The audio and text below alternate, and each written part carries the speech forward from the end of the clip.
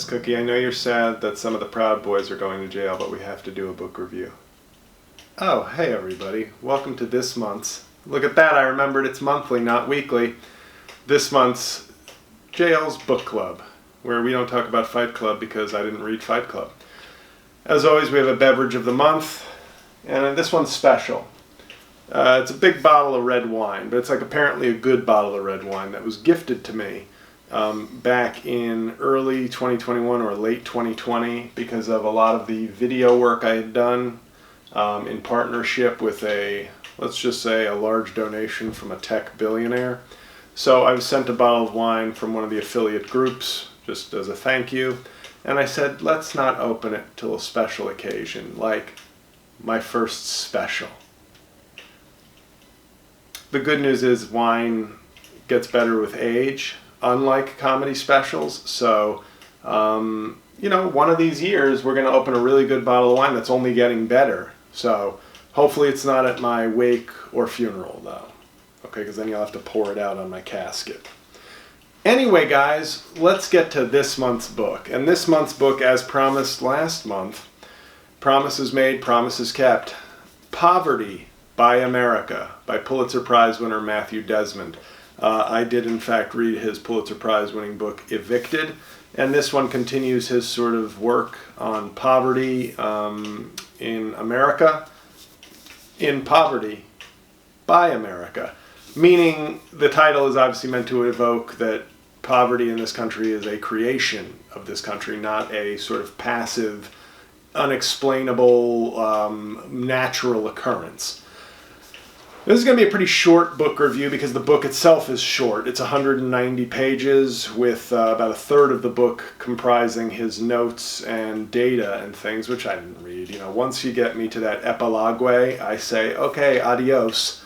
But he is, I wanted to read one passage that I thought was illustrative of the book's tenor in general. So it's one of these books, though, I got to say, that I read, and I'm always at a crossroads in my sort of personal and professional life where I go, what should I be doing with my life? Comedy, the best 20 years of my life have been completely decimated and wasted on comedy. I think we can all agree on that. But then you start to say, well, I have a law degree. Bad lawyer, but still a law degree. I'm a fairly smart person. I make horrible life choices, C-E-G, comedy career. But is there more value I can be doing? Can I do more than just read a book about making changes to society and then do a YouTube Patreon review of that book for 19 to 27 people? The answer is no. I'm not going to do anything. I'm just going to review the book and then get back to my life of moderate comfort. But no, I'm kidding. It makes you wonder, like, what can I do beyond, there's personal changes you can make. I try to do some civic-minded things. I hook up my local homeless people with cash when I see them. I'm thinking of forming like kind of an army of, like, wouldn't that be a way to become like a supervillain but also do good, is to like form an army of homeless people that become sort of my enforcers. Anyway, imagine me getting booked at a club when my 6 well-paid homeless men show up and start, never mind. I just realized, given the news this week, this is in poor taste. It was probably in poor taste anyway, but to be fair, given the news this week, which is obviously interesting news related to this, when you have a homeless man on the subway, and I'm sorry, homeless is an adjective. Like I said, it's a short book, so I can expound a little more on my thought. Homeless is an adjective, so when I say homeless man, he's a man who's homeless. I don't have to say a man experiencing homelessness. Did you not get that homeless was an adjective? We have to put, it's like a George Carlin bit. It used to be homeless. Now we have to put nice words to make it seem different. Like, he is a human being currently experiencing the lack of a home. No, homeless person, he's homeless. Okay? He's homeless. What was that song? Da da dee da da da da da. Once again, I'm not really showing the proper respect for what I'm discussing. And he's home. Anyway, you remember, that's what we used to do in the 90s. We made dance songs about homelessness, but I'm being disrespectful. Anyway, J-L's Book Club, guys. What happened on the subway is a perfect kind of example of some of the things we're talking about, where this is a person who was in need of not police intervention early in his life, but mental health assistance. And we all in our society, and this book touches on it a little bit, but it's all about, oh, we want something done after, because it's harder to change a society, to change root causes. And that's what we have in general. We have half the population, and it's really more than half the population. It's easy to just blame Republicans, but there's a lot of NIMBYism discussed in this book, where progressives, they want to vote the right way, but they want to live as segregated and conservative even more so than Republicans. So you really have a battle where it's more than half the country wants kind of the status quo. But that's what we do. We in this country, I brought it up with Wilmington's Lie many reviews ago, but you have the sort of that mindset of part of the country is like, we must do something, but not in my neighborhood. And the other half is like, we must not do something. I don't want to do something, and I don't even want you teaching my kids about doing something. So it's a very uphill battle, even though the solutions are pretty clear, fairly simple from a legislative standpoint and from a personal standpoint. But with the man on the subway who was experiencing homelessness, that's just, to me, I'm sorry, that's one of those ones where I'm just like, I get it if you don't want to call somebody a slave, because that's defining them in total as their subjugation. So an enslaved person, to me, is a perfect, that's not woke, that's not nonsense, that's a perfectly reasonable way to reclassify historical people. Homeless, I don't know. Their society has taken their dignity, and what we've done has taken, so I'm not thinking calling somebody a bum, that's degrading and wrong.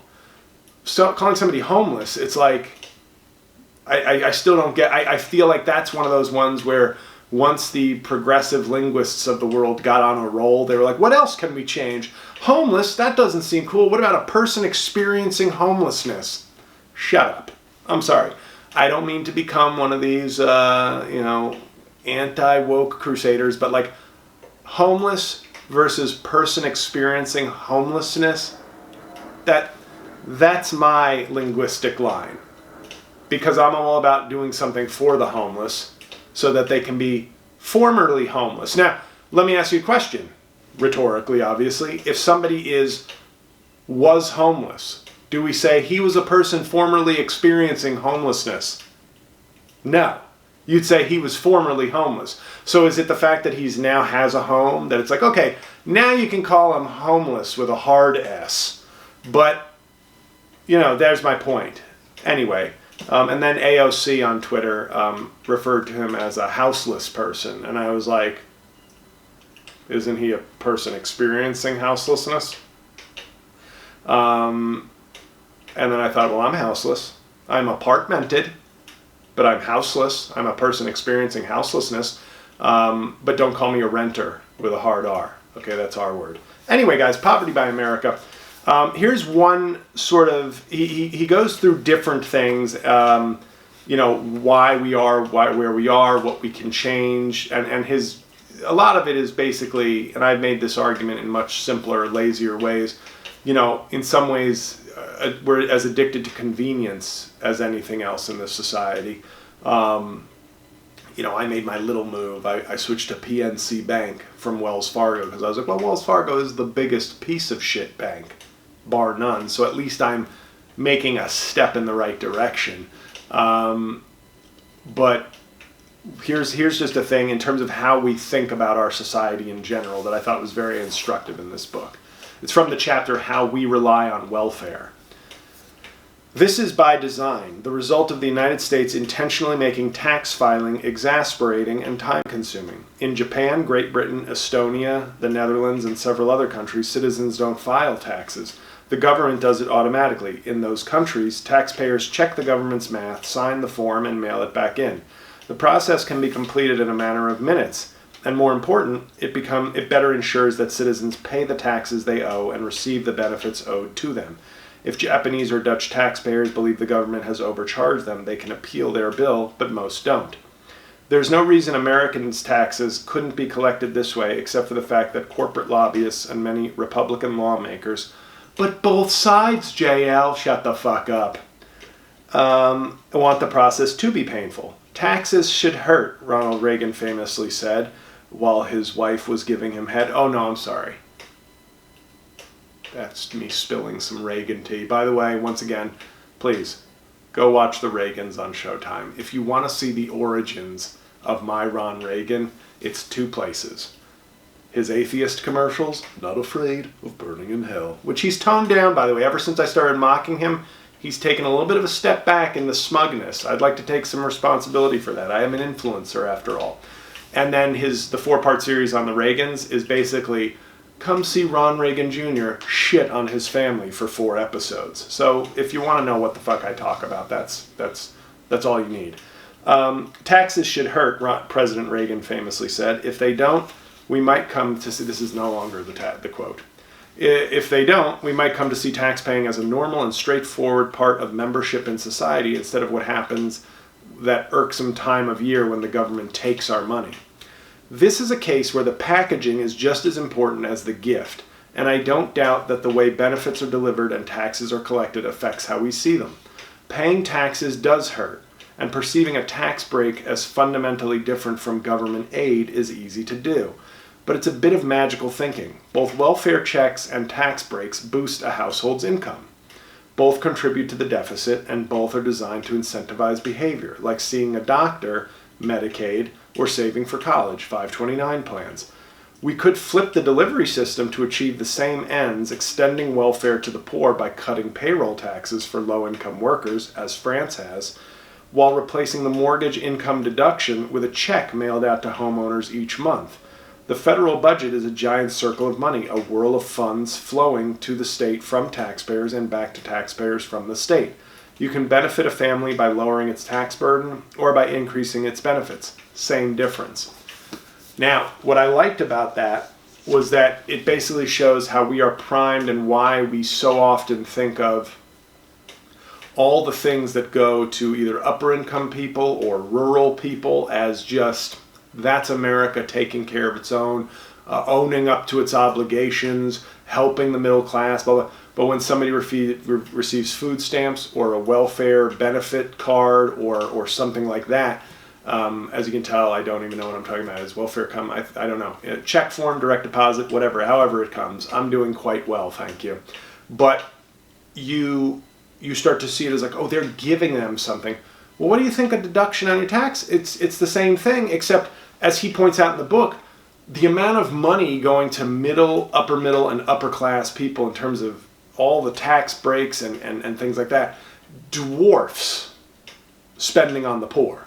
It completely dwarfs it. And I remember saying this to my mom. Here's the JL is actually a good person who tries to walk the walk. My mom was retired woman, worked very hard her whole life. When Donald Trump and the Republicans passed that, basically to punish blue states, the SALT deduction, basically limiting it to $10,000, a state and local tax deduction, where you can basically write off your taxes. I don't own a home. Once again, I'm speaking out of my ass. But the point is, my mom does own her home, and that caused somewhat of a tax hit on her. Because her taxes, presumably, were more than the $10,000. So you're only allowed to deduct the $10,000. And this has been a big thing with Democrats. And it's the one thing I sort of agree with Joe Manchin, which you won't hear me say a lot. He wouldn't vote to reinstate that. He kept it at that low number. Now, the Republicans did it to punish higher tax blue states. But in the real world, where we're saying people have to pay their fair share, I look at the prices of homes in New Jersey, and I look and I see, an $850,000 home, their estimated taxes each year are $23,000. Wow, $23,000, that's a lot of money. But you own a home that's almost $1 million.